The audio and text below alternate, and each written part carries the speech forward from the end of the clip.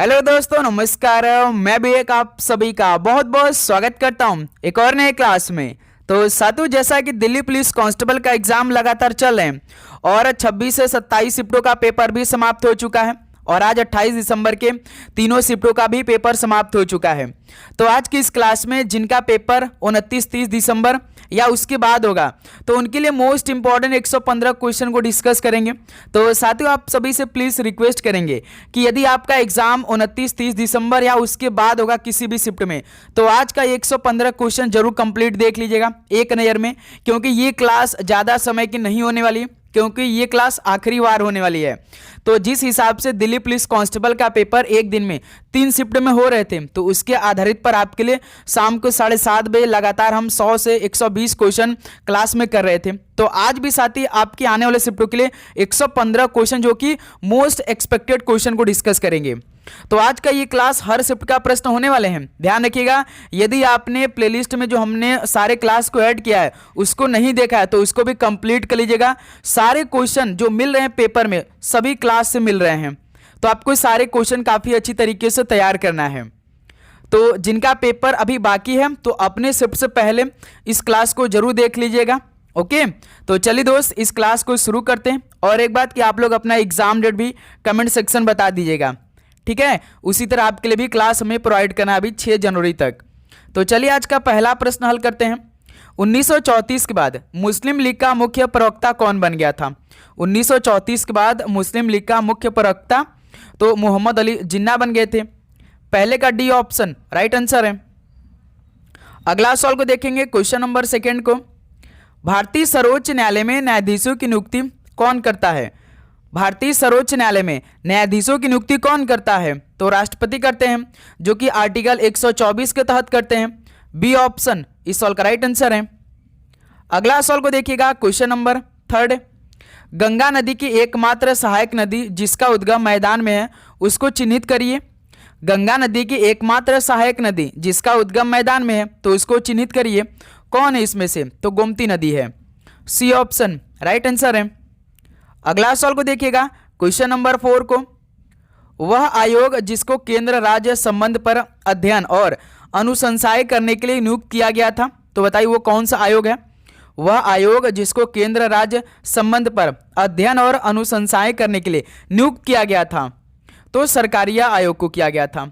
B option right answer है।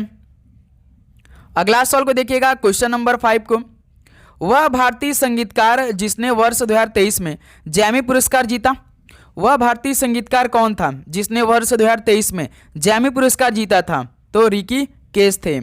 Option है बिल्कुल राइट आंसर है। अगला सवाल को देखिएगा, क्वेश्चन नंबर 6 को। इनमें से 1945-46 में दिल्ली में हुए INA के मुकदमे के पक्ष में पेश हुए वकील कौन थे? 1945-46 में दिल्ली में हुए INA के मुकदमे के पक्ष में जो पेश हुए थे वकील वो कौन थे? तो भूला भाई देसाई थे। बी ऑप्शन राइट आंसर है। चलिए अगला सवाल को देखिए, क्वेश्चन नंबर 7 को। किसी स्थान का मानक समय निर्धारित करने का आधार कौन होता है?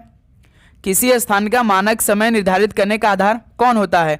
तो प्रधान मध्याह्न रेखा होता है। डी ऑप्शन राइट आंसर है। अगला सवाल को देखिएगा, क्वेश्चन नंबर 8 को। ऑस्कर पुरस्कार पाने वाले पहले भारतीय कौन थे? ऑस्कर पुरस्कार पाने वाले पहले भारतीय कौन थे? तो भानु अथैया थे ऑस्कर पुरस्कार पाने वाले पहले भारतीय। डी ऑप्शन राइट आंसर है। चलिए अगला सवाल को देखिएगा, क्वेश्चन नंबर 9 को।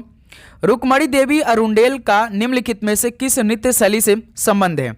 बताइए, रुक्मणी देवी अरुंडेल का संबंध किस नृत्य शैली से है? तो इनका संबंध भरतनाट्यम से है। सी ऑप्शन राइट आंसर है। अगला सवाल को देखिएगा, क्वेश्चन नंबर 10 को। निम्नलिखित में से किसने 11वीं शताब्दी में गुजरात पर हमला किया और सोमनाथ मंदिर को लूटा था? तो किसने 11वीं शताब्दी में गुजरात पर हमला किया था और सोमनाथ मंदिर को लूट लिया था? वो कौन था? तो महमूद गजनबी था। सी ऑप्शन राइट आंसर है। चलिए अगला सवाल को देखिए, क्वेश्चन नंबर 11 को। केंद्र में अंतरिम सरकार किस वर्ष बनी थी? केंद्र में अंतरिम सरकार किस वर्ष बनी थी? तो 1946 में बनी थी। ऑप्शन ए राइट आंसर है। नेक्स्ट अगला सवाल को देखिए, क्वेश्चन नंबर 12 को। स्वतंत्रता के अधिकार की गारंटी किस अनुच्छेद में दी गई है? स्वतंत्रता के अधिकार की गारंटी किस अनुच्छेद में दी गई है? तो अनुच्छेद 19 में दी गई है। ऑप्शन ए राइट आंसर है। नेक्स्ट अगला सवाल को देखिए, क्वेश्चन नंबर 13। लेजिम नृत्य शैली का संबंध निम्न में से किस राज्य से है? लेजिम नृत्य शैली का संबंध किस राज्य से है? महाराष्ट्र राज्य से। ध्यान रखिएगा, सी ऑप्शन राइट आंसर है। अगला सवाल को देखिए, क्वेश्चन नंबर 14 को, साओ जोआओ उत्सव निम्न में से किस राज्य से संबंधित है? साओ जोआओ उत्सव किस राज्य से संबंधित है? तो ये गोवा राज्य से संबंधित है। बी ऑप्शन राइट आंसर है। अगला सवाल को देखिएगा, क्वेश्चन नंबर 15 को, चींटी के डंक में मुख्य रूप से निम्नलिखित में से कौन सा अम्ल होता है? बताइए, चींटी के डंक में मुख्य रूप से क्या होता है, यानी कौन सा अम्ल होता है? तो फॉर्मिक अम्ल होता है चींटी के डंक में। सी ऑप्शन राइट आंसर है। अगला सवाल को देखिए, क्वेश्चन नंबर 16 को, टिहरी बांध का निर्माण किस नदी पर किया गया है? टिहरी बांध का निर्माण किस नदी पर किया गया है? तो भागीरथी नदी पर किया गया है टिहरी बांध का निर्माण। सी ऑप्शन राइट आंसर है। चलिए दोस्त, अगला सवाल को देखिए, क्वेश्चन नंबर 17। संगीतकार बिस्मिल्लाह खान का संबंध निम्नलिखित में से किस वाद्य यंत्र से है? संगीतकार बिस्मिल्लाह खान का संबंध किस वाद्य यंत्र से है? तो इनका संबंध शहनाई से था। ऑप्शन ए राइट आंसर है। अगला सवाल को देखिए, क्वेश्चन नंबर 18 को, मयूर द्वीप यानी पीकॉक आइलैंड किस नदी पर स्थित है? बताइए, मयूर द्वीप किस नदी पर स्थित है? तो ये ब्रह्मपुत्र नदी पर स्थित है। सी ऑप्शन राइट आंसर है। अगला सवाल को देखिए, क्वेश्चन नंबर 19। केंद्र सरकार में उच्चतम नागरिक सेवा अधिकारी कौन है? केंद्र सरकार में उच्चतम नागरिक सेवा अधिकारी कौन है? तो कैबिनेट सचिव होते हैं। बी ऑप्शन राइट आंसर है। चलिए अगला सवाल को देखिए, क्वेश्चन नंबर 20 को, निम्नलिखित में से किसको लोकनायक रूप में जाना जाता था? किसको लोकनायक रूप में जाना जाता था? तो जयप्रकाश नारायण को लोकनायक रूप में जाना जाता था। ऑप्शन बी राइट आंसर है। चलिए अगला सवाल को सॉल्व करिए, क्वेश्चन नंबर 21 को, भारत के किस राज्य में 73वें संविधान संशोधन के बाद सबसे पहले पंचायती राज संस्थाओं से संबंधित कानून बनाए गए थे? बताइए, भारत के किस राज्य में 73वें संविधान संशोधन के बाद सबसे पहले पंचायती राज संस्थाओं से संबंधित कानून बनाए गए? तो सबसे पहले बिहार राज्य में बनाए गए थे। ऑप्शन बी राइट आंसर है। अगला सवाल को देखिए, क्वेश्चन नंबर 22 को, किस सिख गुरु द्वारा गुरुमुखी लिपि का आरंभ किया गया था? किस सिख गुरु द्वारा गुरुमुखी लिपि का आरंभ किया गया था? तो गुरु अंगद द्वारा किया गया था। ऑप्शन बी राइट आंसर है। अगला सवाल को देखिएगा, क्वेश्चन नंबर 23। वह कौन सा स्थान है जहां अंतिम मुगल सम्राट बहादुर शाह जफर की मृत्यु हुई थी?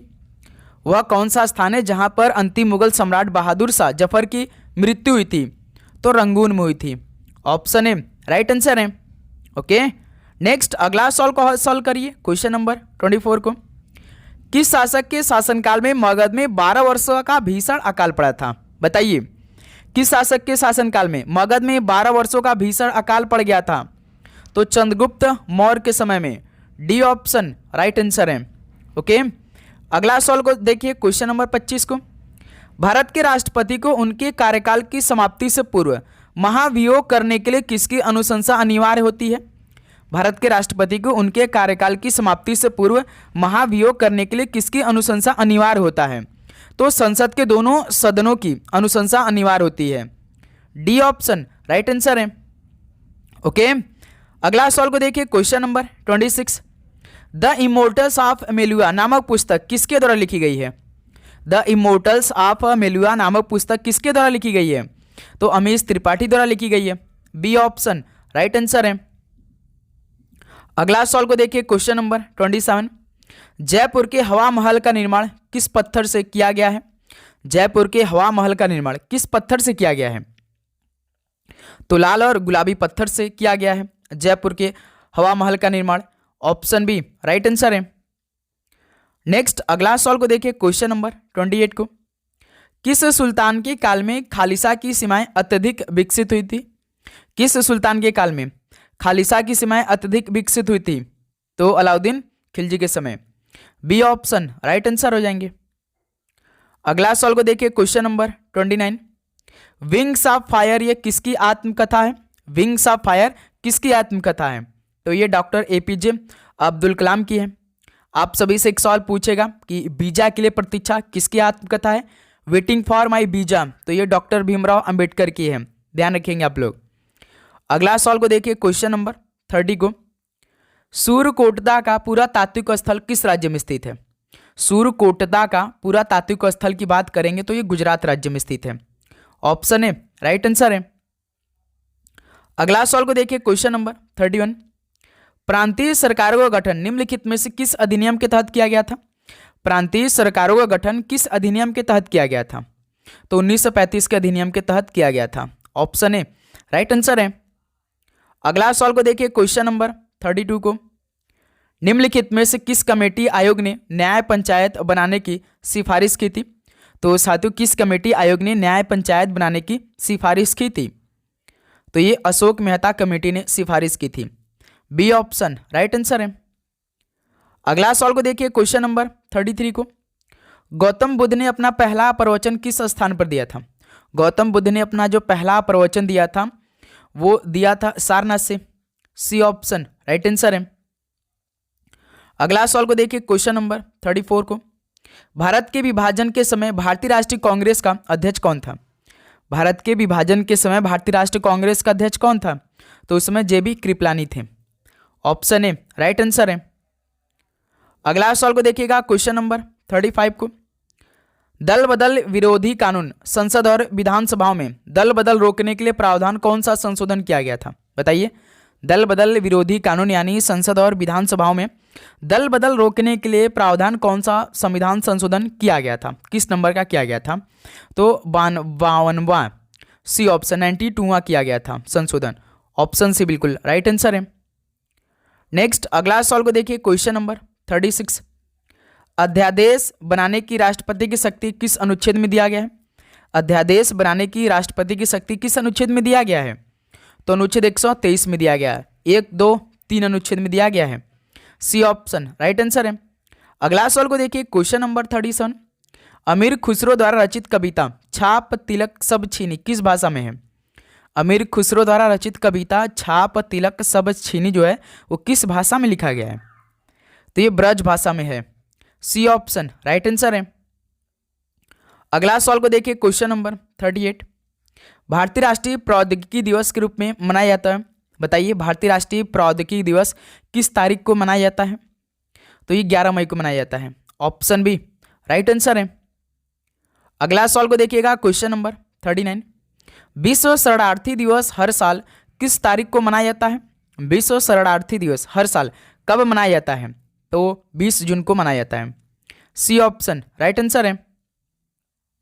अगला सवाल को देखिए, क्वेश्चन नंबर 40, किस योजना के अंतर्गत सरकार ने कृषि नीति आरंभ की जिसे हरित क्रांति का जन्म हुआ था?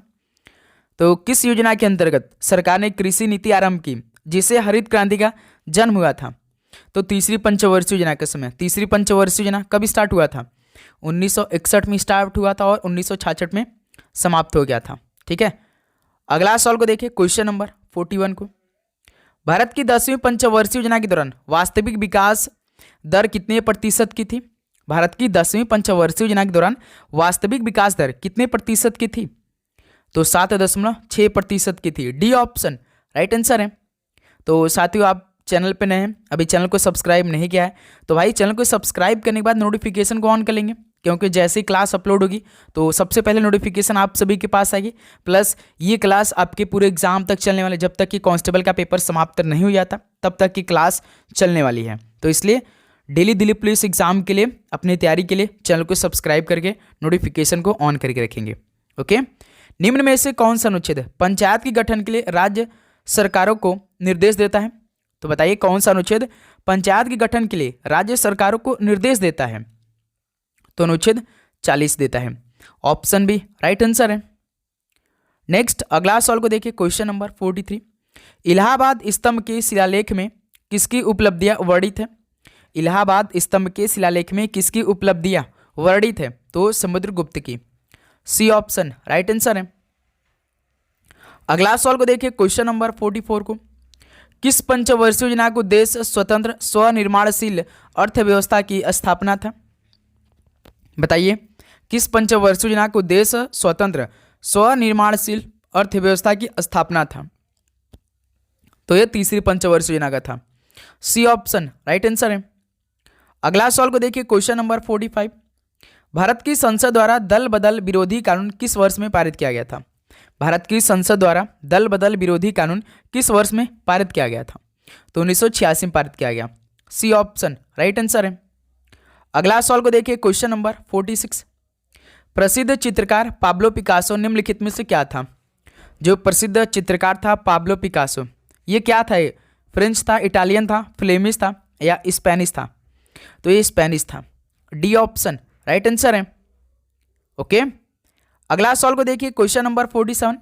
निम्नलिखित में से किसमें साइट्रिक एसिड विद्यमान रहता है? तो किसमें साइट्रिक एसिड विद्यमान रहता है? कोई चीज खट्टा चीज में रहता है यानी नींबू में हो जाएगा। तो सी ऑप्शन राइट आंसर है। अगला सवाल को देखिए, क्वेश्चन नंबर 48 को। निम्नलिखित में से किस भारतीय राज्य में बार नवापार वन्यजीव अभ्यारण्य स्थित है? तो साथियों, किस भारतीय राज्य में बार नवापार वन्यजीव अभ्यारण्य स्थित है? तो छत्तीसगढ़ राज्य में। बी ऑप्शन राइट आंसर है। अगला सवाल को देखिए, क्वेश्चन नंबर 49। जम्मू और कश्मीर पुनर्गठन अधिनियम किस वर्ष पारित हुआ था? जम्मू और कश्मीर पुनर्गठन अधिनियम किस वर्ष पारित हुआ? तो ये 2019 में पारित हुआ था। ऑप्शन है राइट आंसर है। ओके, अगला सवाल को देखिए, क्वेश्चन नंबर 50। निजता का अधिकार भारतीय संविधान के निम्नलिखित में से किस भाग का एक अभिन्न अंग है? तो ये तो आर्टिकल भाई 21 में दिया गया है। निजता का अधिकार तो भारतीय संविधान के किस भाग का एक अभिन्न अंग है? तो मूल अधिकार का एक अभिन्न भाग है। ऑप्शन है राइट आंसर है। अगला सवाल को देखिए, क्वेश्चन नंबर 51। निम्न में से कब सिकंदर लोदी का मकबरा बना था? तो साथियों, कब सिकंदर लोदी का मकबरा बनकर तैयार हुआ था? तो 1517 ईस्वी में। सी ऑप्शन राइट आंसर है। अगला सवाल को देखिए, क्वेश्चन नंबर 52। किसी राज्य का उच्चतम विधि अधिकारी कौन होता है? किसी राज्य का उच्चतम विधि अधिकारी कौन होता है? तो महाधिवक्ता होता है। ऑप्शन बी राइट आंसर है। अगला सवाल को देखिए, क्वेश्चन नंबर 53। भारत के संविधान में संघ सूची या सूची पहला किस अनुच्छेद में दी गई है? बताइए। भारत के संविधान में संघ सूची या अनुसूची पहले किस अनुसूची में दी गई है? तो ये 7वीं अनुसूची में दी गई है। सी ऑप्शन राइट आंसर है। अगला सवाल को देखिए, क्वेश्चन नंबर 54 को। चौकों में बैठे खो खो खिलाड़ियों को क्या कहा जाता है? जो चौक होता है ना, इसमें जो बैठे रहते हैं खो खो खिलाड़ी, उनको क्या बोलते हैं? खिलाड़ी बोलते हैं कि चेजर? भाई चेजर बोलते हैं। ध्यान रखिएगा, बी ऑप्शन बिल्कुल राइट आंसर है। नेक्स्ट अगला सवाल को देखिए, क्वेश्चन नंबर 55। एक नृत्य है जो वाक भंगिमा और शुद्ध नृत्य का संयोजन है। तो इनमें से एक नृत्य जो वाक भंगिमा और शुद्ध नृत्य का संयोजन है, तो वो कौन सा है? तो कुचिपुड़ी है। कुचिपुड़ी की उत्पत्ति कहाँ से हुई है? आंध्र प्रदेश से हुई है। डी ऑप्शन राइट आंसर है। नेक्स्ट अगला सवाल को देखिए, क्वेश्चन नंबर 56। चक्का फेंकते समय एथलीटों को कितने व्यास के घेरे के अंदर रहना होता है? चक्का फेंकते समय एथलीटों को कितने व्यास के घेरे के अंदर रहना होता है? तो 2.5 मीटर के अंदर रहना होता है। सी ऑप्शन राइट आंसर है। अगला सवाल को देखिए, क्वेश्चन नंबर 57। निम्नलिखित में से कौन भारत का सबसे जीव मंडल नीचे है? तो भारत का सबसे जीव मंडल नीचे इनमें से कौन सा है? तो मन्नार की खाड़ी है। ध्यान रखिएगा, डी ऑप्शन राइट आंसर। ये गुजरात में स्थित है। ठीक है, अगला सवाल को देखिए, क्वेश्चन नंबर 58 को। निम्न में से नृत्य का शास्त्रीय रूप कौन सा है? इनमें से नृत्य का शास्त्रीय रूप कौन सा है? तो कथक भाई, जो कि उत्तर प्रदेश से संबंधित है। ऑप्शन ए राइट आंसर है। अगला सवाल को देखिए, क्वेश्चन नंबर 59। सबसे बड़ी मानव निर्मित झील कौन सी है? बताइए। सबसे बड़ी मानव निर्मित झील इनमें से कौन सी है? तो गोविंद सागर है। बी ऑप्शन राइट आंसर है। ओके, अगला सवाल को देखिए दोस्त, क्वेश्चन नंबर 60 को। क्रॉस ओवर ड्रिबल मुख्य रूप से किससे जुड़ा हुआ है? क्रॉस ओवर ड्रिबल मुख्य रूप से यह किससे जुड़ा हुआ है? तो ये बास्केटबॉल से जुड़ा हुआ है। सी ऑप्शन राइट आंसर हो जाएंगे। नेक्स्ट अगला सवाल को देखिए, क्वेश्चन नंबर 61। लोसर त्योहार निम्नलिखित में से किस राज्य में मनाया जाता है? बताइए, लोसर त्योहार किस राज्य में मनाया जाता है?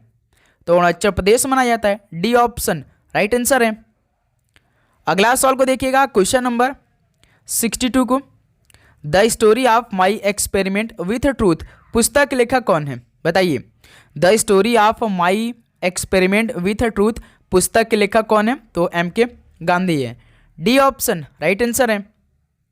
अगला सवाल को देखिए, क्वेश्चन नंबर 63।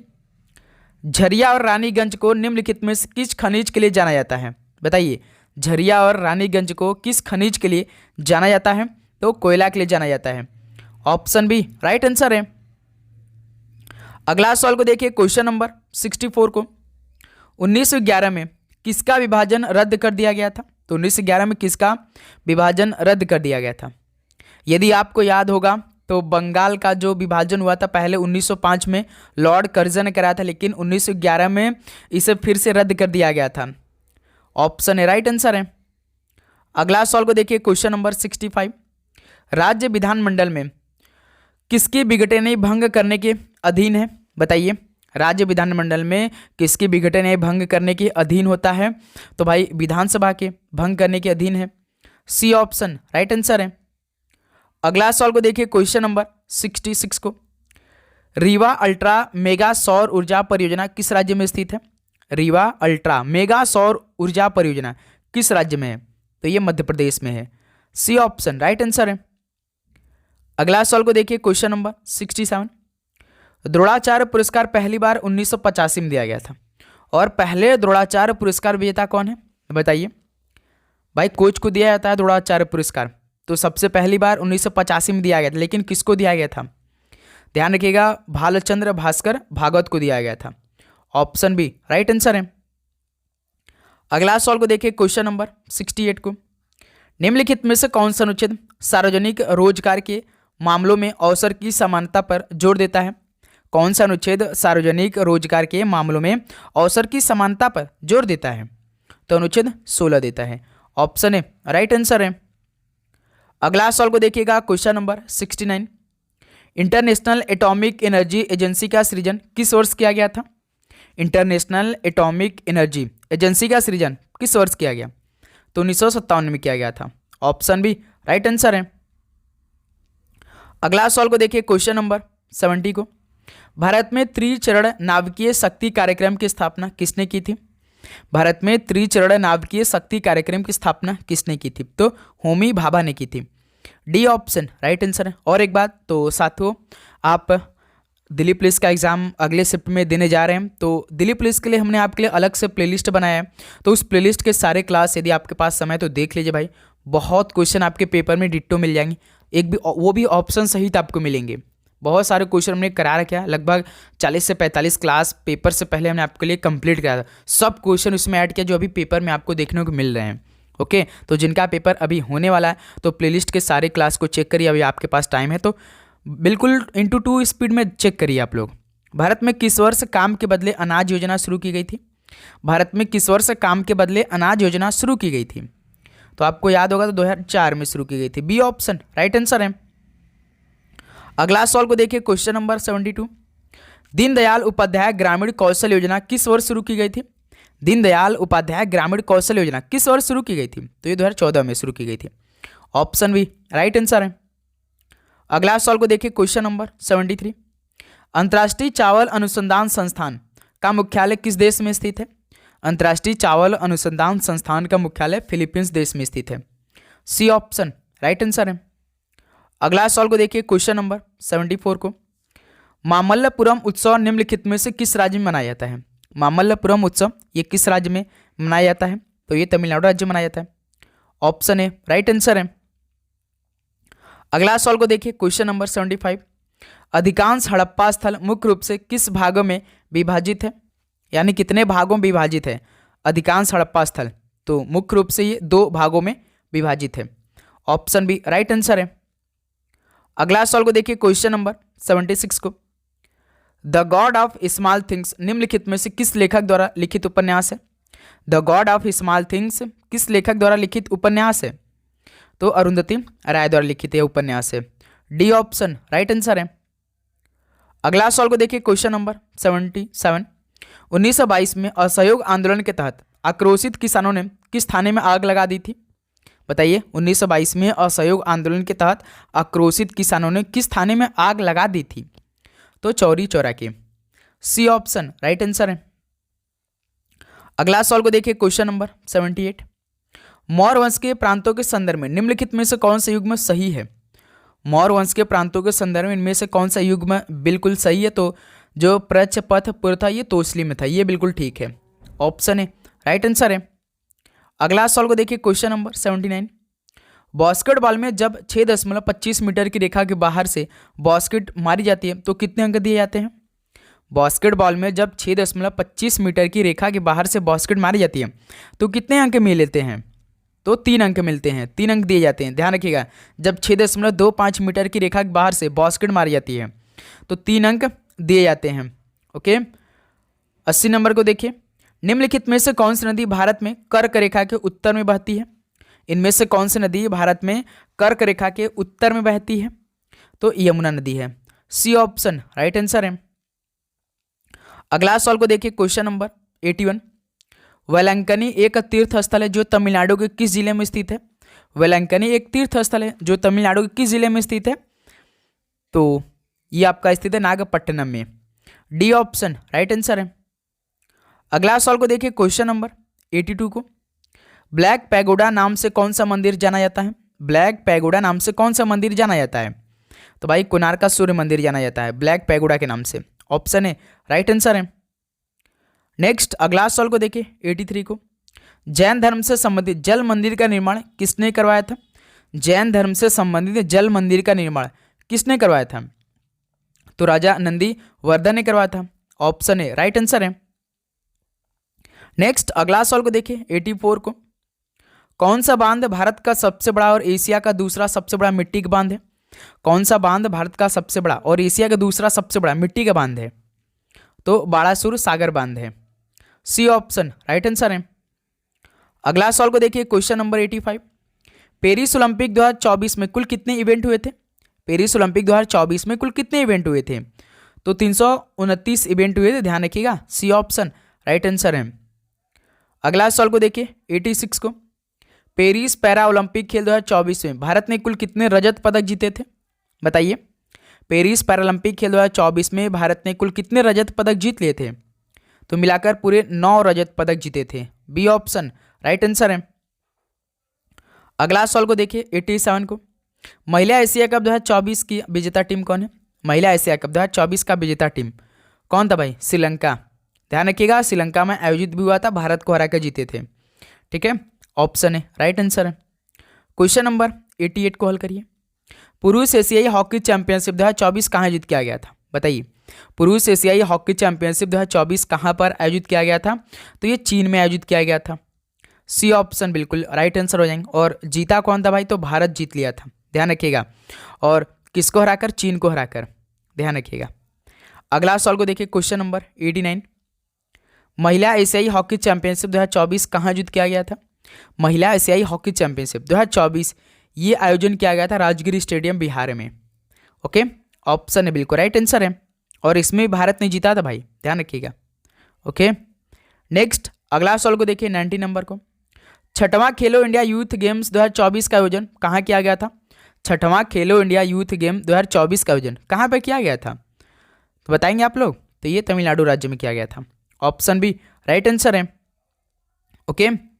मोस्ट इंपॉर्टेंट सवाल प्लस ये पूछ देगा कि छठवां खेलो इंडिया यूथ गेम्स 2024 का आयोजन तमिलनाडु कितने शहरों में किया गया था? तो भाई 4 शहरों में किया गया था, इसको भी याद रखिए, क्योंकि भाई इस टाइम हर शिफ्ट में ऐसे सवाल देखने को मिल रहे हैं। विश्व मुक्केबाजी कप 2025 ब्राजील में गोल्ड विजेता भारतीय खिलाड़ी कौन है? बताएंगे, विश्व मुक्केबाजी कप 2025 ब्राजील में गोल्ड विजेता भारतीय खिलाड़ी कौन है? तो हितेश गुलिया हैं, ऑप्शन है राइट आंसर है। नेक्स्ट अगला सवाल को देखिए, क्वेश्चन नंबर 92 को, अर्जुन अवार्ड लाइफ टाइम 2024 से सम्मानित खिलाड़ी कौन है? इनमें से 2 लोग थे भाई, एक तो सुचा सिंह थे और मुरलीकांत पटेल भी थे, यानी डी ऑप्शन बिल्कुल राइट आंसर, जिन्हें अर्जुन अवार्ड लाइफ टाइम 2024 से सम्मानित मिला था। अगला सवाल को देखिए, 93 को, एआई तत्परता सूचकांक 2025 में भारत की रैंक क्या थी? एआई तत्परता सूचकांक 2025 में भारत की रैंक कौन है? एआई तत्परता सूचकांक को जारी कौन करता है? तो आईएमएफ जारी करता है। यदि पहले पोजीशन की बात करेंगे तो पहले नंबर पे भाई चीन देश था, पहले स्थान पे चीन था। भारत की रैंक की बात करेंगे तो 10वें नंबर भारत थी, ओके, ऑप्शन है राइट आंसर है, ठीक है, ध्यान रखिएगा आप लोग। अगला सवाल को देखिए, क्वेश्चन नंबर 94 को EOS-09 मिशन को किस जगह से छोड़ा गया था? सबसे पहले ये सवाल पूछ देगा कि EOS-09 मिशन को किस रॉकेट द्वारा छोड़ा गया था? तो रॉकेट का नाम था PSLV C61 था। और किस जगह से इसको छोड़ा गया था? तो सतीश धवन केंद्र सार से छोड़ा गया था। ऑप्शन बी राइट आंसर है। ओके, नेक्स्ट अगला सवाल को देखिए, क्वेश्चन नंबर 95। DRDO की 9 दुर्गा मिसाइल परीक्षण रेंज का उद्घाटन कहाँ से किया गया था? DRDO की 9 दुर्गा मिसाइल परीक्षण रेंज का उद्घाटन कहाँ से किया गया था? तो ये किया गया था नागे लंका आंध्र प्रदेश से किया गया था। नागे या लंका आंध्र प्रदेश से किया गया था। ऑप्शन है राइट आंसर है। अगला सवाल को देखिए, क्वेश्चन नंबर 96। चौथा राष्ट्रीय हिंदी विज्ञान सम्मेलन 2024 का आयोजन कहाँ हुआ था? चौथा राष्ट्रीय हिंदी विज्ञान सम्मेलन 2024 का आयोजन कहाँ हुआ था? तो इसका आयोजन गोवा राज्य में हुआ था। सी ऑप्शन राइट आंसर है। अगला सवाल को देखिए, क्वेश्चन नंबर 97। राज्यपालों के 52वें सत्र की अध्यक्षता किसने की थी? राज्यपालों का जो 52वां सत्र हुआ था, इसका अध्यक्षता किसने किया था? तो देश के राष्ट्रपति द्रौपदी मुर्मू ने किया था। सी ऑप्शन राइट आंसर है। नेक्स्ट अगला सवाल को देखिए, क्वेश्चन नंबर 98 को ग्लोबल एरो स्पेस समिट 2024 का उद्घाटन कहाँ किया गया था? ग्लोबल एरो स्पेस समिट 2024 का उद्घाटन कहाँ पर किया गया था? तो अबू धाबी देश में किया गया था। ऑप्शन है राइट आंसर है। अगला सवाल को देखिए, क्वेश्चन नंबर 99। विश्व साहित्य अवार्ड 2024 कौन जीता था? विश्व साहित्य अवार्ड 2024 का खिताब तो ममता जी सागर जीती थी। सी ऑप्शन राइट आंसर है। 100 नंबर क्वेश्चन देखिए, अंतर्राष्ट्रीय संस्कृति अवार्ड 2024 किसने जीता? अंतर्राष्ट्रीय संस्कृति अवार्ड 2024 किसने जीता था? तो मीना चंद्रा ने जीता था। ऑप्शन है राइट आंसर है। अगला सवाल को देखिए, क्वेश्चन नंबर 101 नंबर। 3 पिटकों में से अभिधम्म पिटक ये किससे संबंधित है? 3 पिटकों में से अभिधम्म पिटक ये किससे संबंधित है? तो ये दार्शनिक मामलों से संबंधित था। सी ऑप्शन राइट आंसर है। अगला सवाल को देखिए, क्वेश्चन नंबर 102 को सिकंदर और पोरस के बीच युद्ध इनमें से किस नदी के किनारे लड़ा गया था? सिकंदर और पोरस के बीच किस नदी के किनारे युद्ध लड़ा गया था? तो झेलम नदी किनारे लड़ा गया था। ऑप्शन है राइट आंसर है। अगला सवाल को देखिए, क्वेश्चन नंबर 103 नंबर। पृथ्वी बौद्ध तृतीय बौद्ध परिषद का आयोजन किसके द्वारा कराया गया था? तीसरा बौद्ध परिषद का आयोजन किसके द्वारा किया गया था? तो ये अशोक द्वारा करवाया गया था। ऑप्शन है बिल्कुल राइट आंसर है। नेक्स्ट अगला सवाल को देखिए, क्वेश्चन नंबर 104 नंबर। अशोकीय प्राचीनतम प्राप्त अभिलेख निम्न में से किस लिपि में लिखे गए हैं? अशोकीय प्राचीनतम प्राप्त अभिलेख किस लिपि में लिखे गए हैं? तो ये ब्राह्मी लिपि में लिखे गए थे। सी ऑप्शन राइट आंसर है। अगला सवाल को देखिए, क्वेश्चन नंबर 105। खजुराहो में पाया गया प्रसिद्ध लक्ष्मण मंदिर किसके द्वारा बनवाया गया था? खजुराहो में पाया गया प्रसिद्ध लक्ष्मण मंदिर किसके द्वारा बनवाया गया था? तो चंदेलो द्वारा बनवाया गया था। ऑप्शन है राइट आंसर है। अगला सवाल को देखिए, क्वेश्चन नंबर 106 नंबर। किस राजवंश के शासकों ने अपनी उपलब्धियों को प्रशस्ति के रूप में लिखा? बताइए, किस राजवंश के शासकों ने अपनी उपलब्धियों को प्रशस्ति के रूप में लिखा था? तो भाई गुप्त वंश के लोगों ने। बी ऑप्शन राइट आंसर है। नेक्स्ट अगला सवाल को देखिए, 107 नंबर। चंद्रगुप्त मौर्य के बाद गुप्त साम्राज्य की बागडोर किसने संभाली थी? चंद्रगुप्त मौर्य के बाद गुप्त साम्राज्य की बागडोर किसने संभाल ली थी? तो भाई समुद्रगुप्त ने संभाली थी। ऑप्शन बी राइट आंसर है। अगला सवाल को देखिए, क्वेश्चन नंबर 108। सुश्रुत संहिता किस विषय से संबंधित है? सुश्रुत संहिता किस विषय से संबंधित है? तो ये चिकित्सा एवं शल्य चिकित्सा संबंधित है सुश्रुत संहिता। बी ऑप्शन राइट आंसर है। नेक्स्ट 109 को सॉल्व करिए। रत्नावली की रचना किसने की थी? रत्नावली की रचना किसने की थी? तो इसकी रचना तो हर्ष ने की थी। सी ऑप्शन राइट आंसर है। अगला सवाल को देखिए, क्वेश्चन नंबर 110। किसने किस वर्ष में दूसरे ओलंपिक खेलों की मेजबानी की थी? यानी किस देश ने किस वर्ष में दूसरे ओलंपिक खेलों की मेजबानी की थी? तो भाई फ्रांस ने 1900 में दूसरे खेलों की यानी दूसरे ओलंपिक खेलों की मेजबानी की थी। ऑप्शन ए राइट आंसर है। अगला सवाल को देखिए, 111 नंबर। निम्नलिखित में से किस खेल के शीर्ष राष्ट्रीय शासी निकाय का मुख्यालय नई दिल्ली में नहीं है? जैसे बैडमिंटन एसोसिएशन ऑफ इंडिया, इसका मुख्यालय कहाँ पर स्थित है? तो नई दिल्ली में स्थित है। भारतीय वॉलीबॉल संघ, इसकी भाई मुख्यालय, पहले भारतीय वॉलीबॉल संघ की स्थापना की बात कर देगा तो 1951 में हुई थी। इसका मुख्यालय की बात करेगा तो भाई चेन्नई तमिलनाडु में हुआ था। ठीक है, चेन्नई तमिलनाडु में हुआ था, स्थापना 1951 में हुआ था। और जो बैडमिंटन एसोसिएशन ऑफ इंडिया है, इसका मुख्यालय नई दिल्ली में। भारतीय एथलेटिक्स संघ, इसका मुख्यालय नई दिल्ली में। हॉकी इंडिया, इसका हेडक्वार्टर नई दिल्ली। ठीक है, अगला सवाल को देखिए 112 नंबर। विनेश फोगाट विश्व चैंपियनशिप में कितने पदक जीतने वाली पहली भारतीय महिला पहलवान बनी?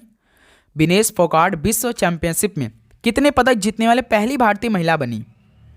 तो याद रखिएगा 2 खिताब जीती थी, 2 पदक जीती थी। सी ऑप्शन राइट आंसर है। 113 नंबर को सॉल्व करिए। ओलंपिक खेलों में भारत का पहला बैडमिंटन पदक किसने जीता था?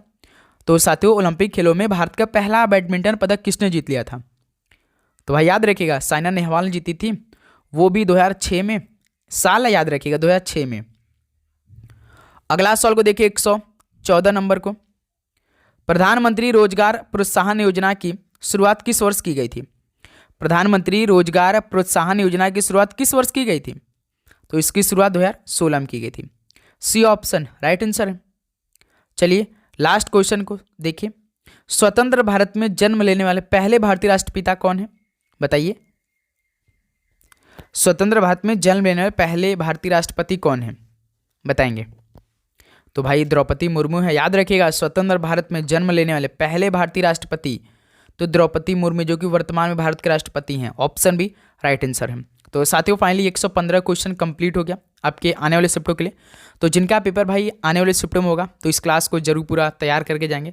सारे क्वेश्चन को काफ़ी अच्छी तरीके से देख कर जाएंगे, क्योंकि भाई सारे क्वेश्चन हमें बहुत अच्छी तरीके से करवा रखा है। और एक बात कि आप लोग अपना एग्जाम डेट कमेंट सेक्शन में बता दीजिएगा, क्योंकि अभी 6 तारीख तक पूरी क्लास देना आप सभी को। लगातार शाम को 7 बजे हम आपका तीनों शिफ्टों के आधारित पर आपके आने वाले शिफ्टों के लिए क्लास जरूर प्रोवाइड करेंगे। ओके, तो चलिए दोस्त इस क्लास को यहीं पर समाप्त करते हैं। मिलते हैं एक और नए क्लास के साथ। तो आप सभी लोग चैनल को सब्सक्राइब करिएगा, नोटिफिकेशन को भी ऑन करिएगा। और आप सभी को एग्जाम के लिए बेस्ट ऑफ लक। आपका पेपर बहुत अच्छा जाएगा, क्योंकि पेपर का लेवल ईजी आ रहा है। जो क्वेश्चन हमने आपको करवा रखा है बिल्कुल सेम उसी लेवल के सारे पेपर में क्वेश्चन पूछे जा रहे हैं। ओके, तो आपको इसी लेवल के सारे क्वेश्चन को तैयार करना है। और कोई भी डाउट हो तो कमेंट सेक्शन में जरूर बताइएगा। बहुत मेहनत हो चुका है भाई, अब आपकी बारी है। 8 से 9 दिनों की बात है, आपका एग्ज़ाम भी समाप्त हो जाएगा। तो यहाँ से अपनी तैयारी ज़बरदस्त रखिए, इस बार एक सीट आपको कन्फर्म करनी है। ठीक है, तो चलिए दोस्त इस क्लास को यहीं पर समाप्त करते हैं। मिलते हैं नेक्स्ट सेशन में। सभी को जय हिंद, जय भारत। पढ़ाई करते रहिए। All the very best. God bless you. धन्यवाद।